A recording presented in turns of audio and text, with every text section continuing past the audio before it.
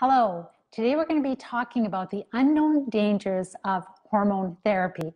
If we haven't met yet, my name is Pam Bartha and I'm the author of Become a Wellness Champion and the founder of Live Disease Free. This topic is so important. I work with lots and lots of students, many of which are women, many of which are dealing with hormonal issues or maybe going through menopause or past menopause, and they still feel that a lot of their symptoms are due to menopause. And a lot of well-meaning integrative healthcare professionals are prescribing bioidentical hormones or hormone replacement therapy, or even for younger ladies, the birth control to regulate our hormones. And there are some really serious dangers to this, and I want to make you aware of that today. So if we haven't met yet before, I was diagnosed in 1988.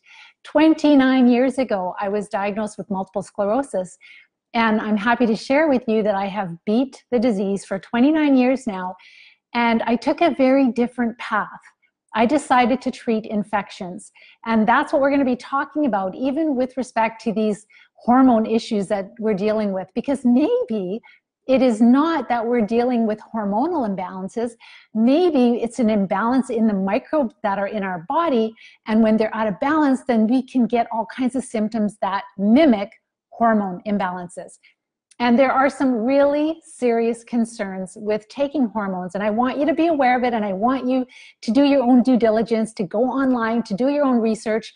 And that's what we have to do. We have to become the director of our health. We have to take charge of our health. We cannot leave our health solely in the hands of any one healthcare expert. So what I'm doing is sharing information with you so that you can take charge of your health. I just want to say hello to a few people. So hello, Allison, and hi, Janet, Janet and Dawn and Oksana. I'm sure you guys can all hear me. Hello, Ruth and Catherine and Dana. Thank you so much. So I'm just you guys can hear me. I don't hear anything that you can't, so I'll carry on. I would like you to also share this. So you may know women that are dealing, they may not have a chronic disease, but maybe they're suffering with symptoms of hormones, like that they're off. So maybe we have things like night sweats, or we have hot flashes during the day. Maybe we have mood swings, and maybe our cycle is completely out of whack, and we're not sleeping well. And there's a few other symptoms we can have. And a lot of times we think that that is all just hormones, but it is not necessarily hormones at all. And so what if we are actually thinking that it's hormone imbalances and we're taking in extra hormones? We have to look at the benefit versus risk of that. That's always the key, right? I'm not against pharmaceuticals. Like, we use them for very specific reasons. They're very helpful at times, but we always have to really make sure, like, are we treating the cause? Are these symptoms truly the cause? Or could it be something else? And I'll be talking about that later on. So when we look at the benefit versus risk of taking hormones, like for young ladies, a lot of times when they're in their teens and their cycle is really off, that was for me also. I was prescribed birth control. I took it for a month or two.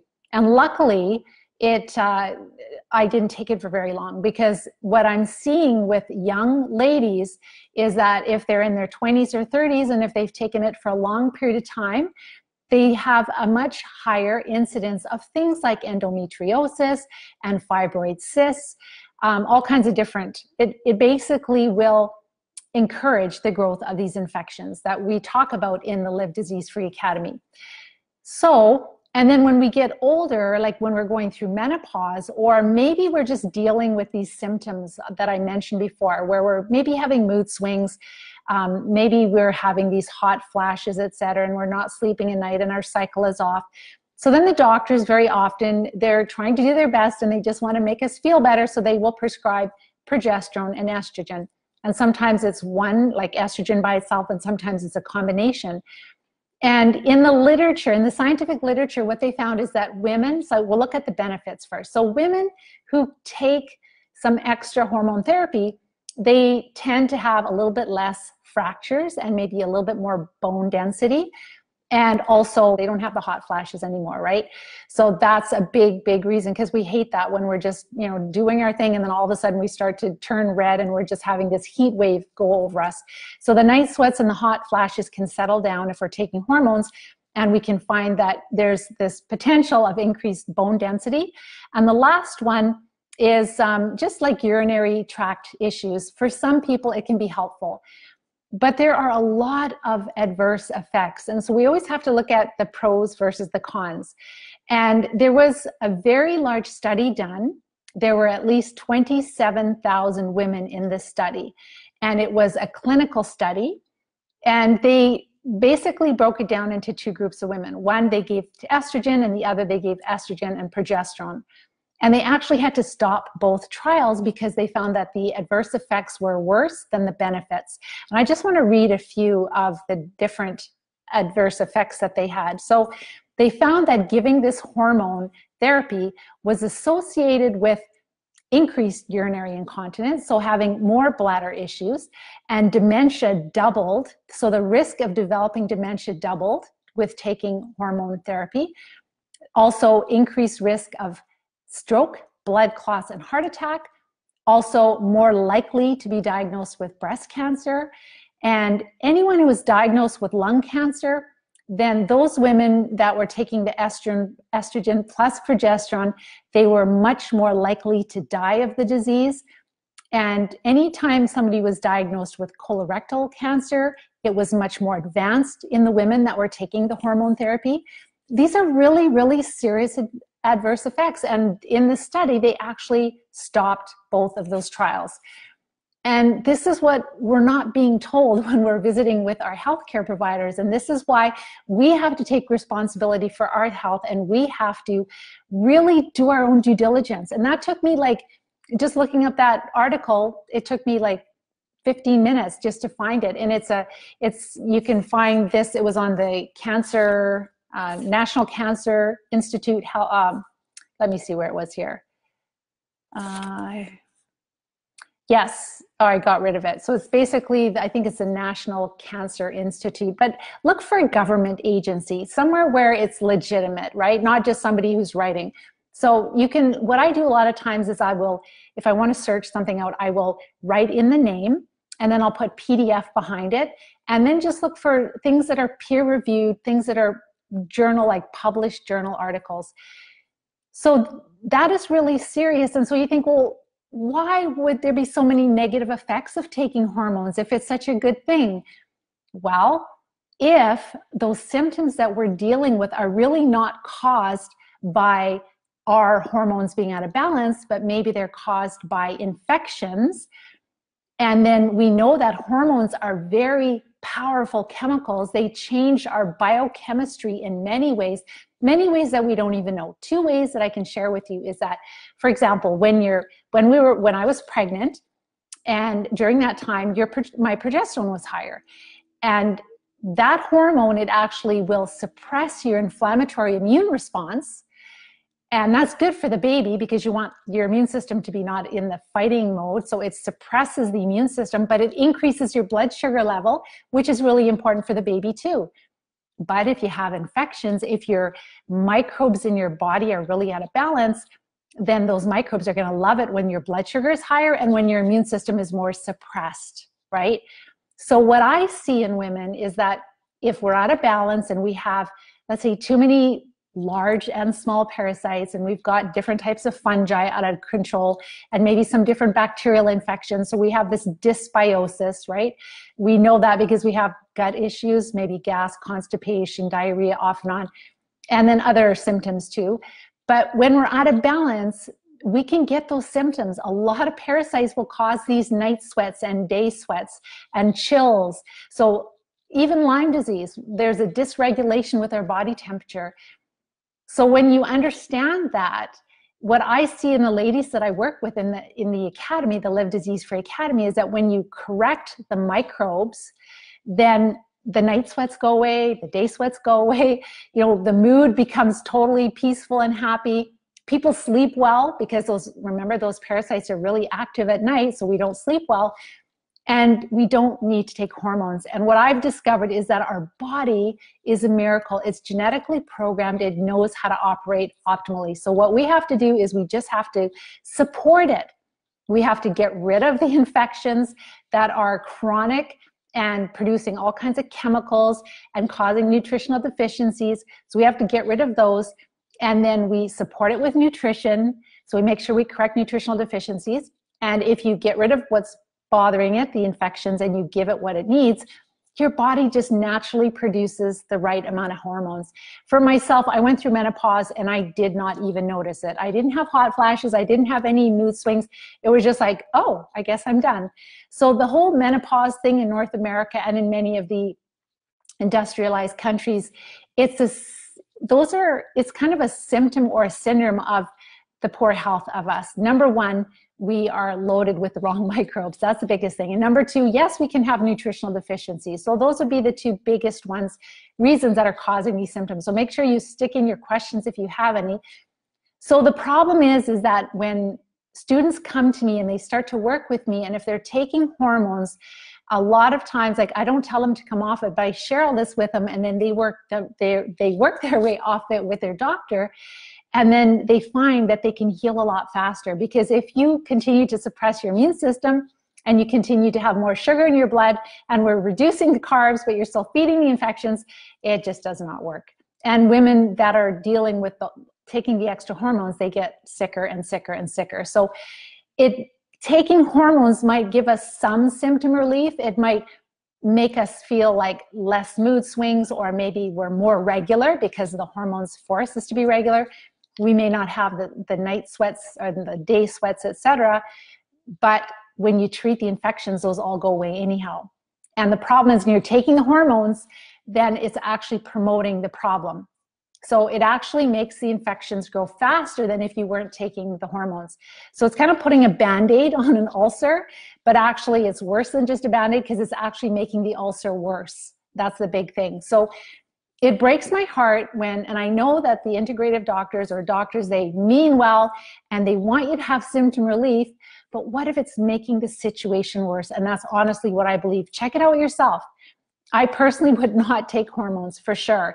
If you, like I said, your body knows how to make the right amount, you just have to definitely support it. All right, I'm going to see if there's any questions that have come in. There's 17 comments. Hello, Judy. Hi, Patricia in Chicago. Hi, Christy. Hi, Crystal. Hi, Teresa. Hi, Danielle. Denise, you're online. Hi, Dan. This is a woman's topic, but hey, it's good to know because you probably have women in your life. Hi, Gurinder. Hi, Dan and Chris. Dana, not a lot of questions. So I made this video because it is so confusing for women when they go to these well-meaning doctors and they're put on bioidentical hormones. And yes, bioidentical sounds better, but it still changes your body chemistry. It still changes your blood sugar. It still changes your immune function and many other things we don't know about.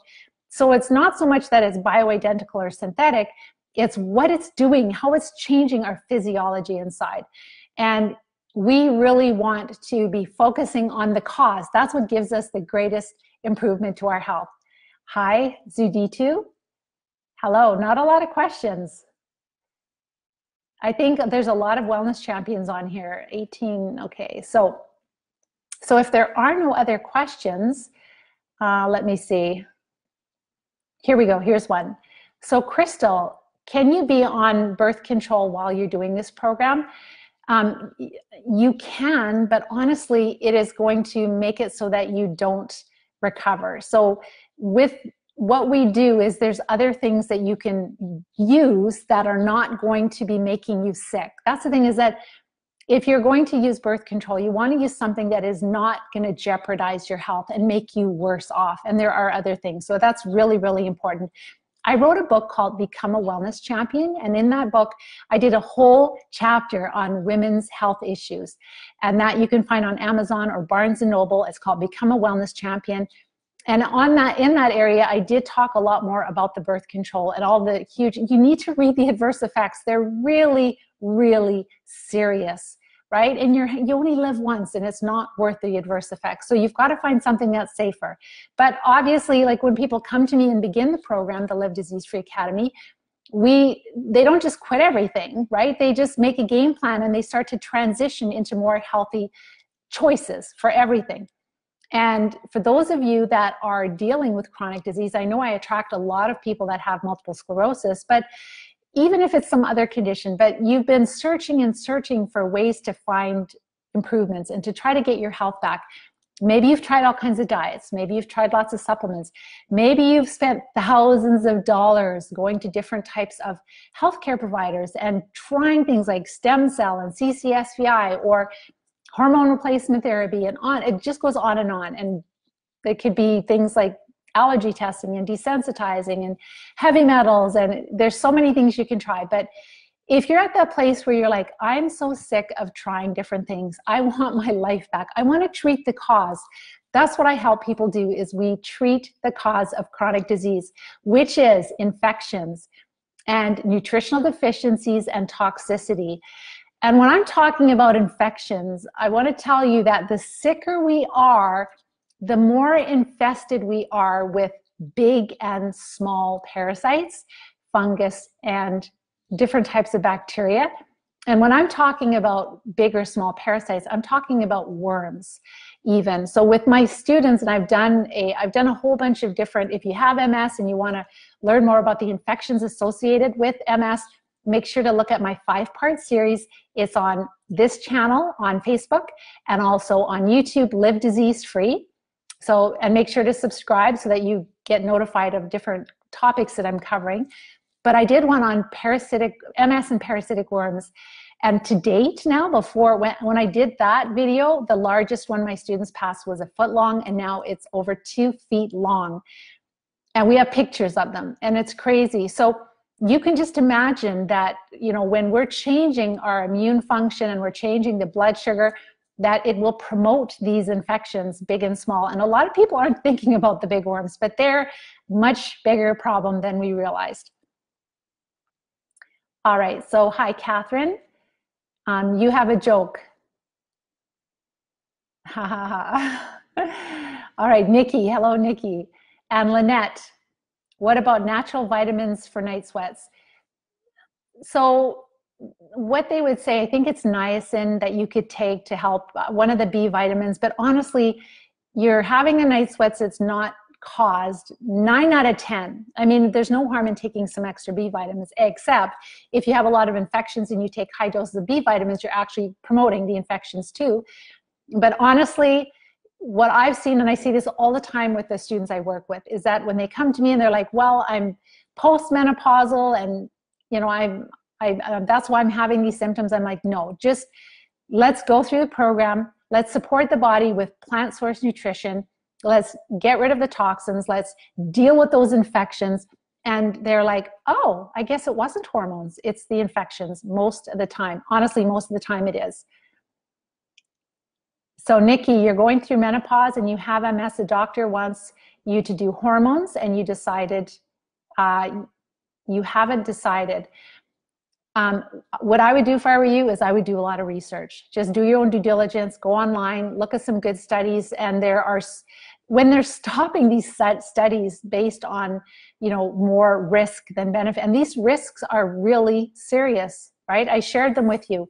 Things like doubling your risk of dementia and increasing your urinary incontinence and increased risk of stroke, blood clots, heart attack.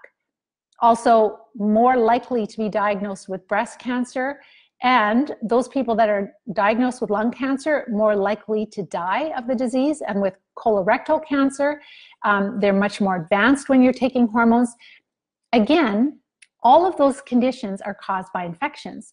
And if you're increasing the food to them, increasing the blood sugar levels, and you're suppressing the immune system, yeah, you're going to have much more aggressive forms of all kinds of diseases. And that's what we're seeing. So do your own homework, Nikki, please. Don't just don't take things blindly. So I think that's it for the comments. I hope I have them all here. So if you are at that place in your life where, you know, we're getting closer and closer to the end of the year, and if you're at that place where you're like, I am so ready to take my life back. I'm done researching. Thank you so much, Pam, for all the free content. It's helped, but I want my life back and I want to start today or tomorrow. Then what you do is you just reach out. You listen to my free masterclass training. I talk about the infections, and I talk about the causes of these infections and how they impact us and how to treat them. I also give you a whole bunch of case studies of people that have recovered, the wellness champions. And so when you watch that, then if you are ready, then you can reach out to me and you can get started right away. And you can make this year, taking a different path, you can completely change the course of your life. So with that, I'm going to let you guys go. And one last question here. You have relapsing or remitting MS and you're currently on Lemtrada. So I can't pronounce your name properly, right? So Tierria, I just wanted to say that there is a better way. You don't have to, please research the drug that you're on. Don't just quit it cold turkey, but you'll see that it is such a strong immunosuppressive drug, and it's not treating the infections that are causing your MS. And if you treat the MS, treat the infections, you can get your life back. And it does take work. It's not a cakewalk, but it's definitely not as much work as living with multiple sclerosis. So please make sure, if you know any women in your life that are suffering with any type of hormone issues or chronic disease, make sure to share this with them. And I will see you with a surprise topic next week. Take care and bye-bye for now.